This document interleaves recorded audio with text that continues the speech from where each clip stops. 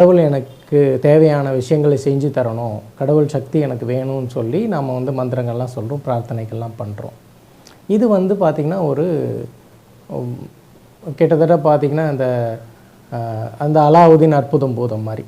நாம் இந்த விளக்கை தேய்ச்ச உடனே ஒரு பூதம் வருது, நாம் கேட்குறோம் என்னென்ன வேணும்னு கேட்குறோம், அது நமக்கு செஞ்சு தருது. அந்த மாதிரி ஒரு லெவலில் வந்து கடவுளை நம்ம நினைக்க ஆரம்பிச்சிட்டோம். ஒரு யூட்டிலிட்டி பேஸ்டாக நமக்கு வேண்டிய விஷயங்களை செய்து தர்றதுக்கான ஒரு சர்வீஸ் பாய் மாதிரி, அந்த மாதிரிலாம் கூட நம்ம கடவுளை நினைக்க ஆரம்பிச்சு. தப்பே கிடையாது, கடவுள் நமக்கு உறவு தான். ஆனால் அதோடு நின்று போகிற உறவா அதுதான் கேள்வி. சரி, இப்போ அடுத்தது, சரி கடவுளே எனக்கு வேணும்னு நாமெல்லாம் கேட்க ஆரம்பித்தா நமக்கு என்னங்க கிடைக்கும்? அதுதான் முதல் விஷயம்.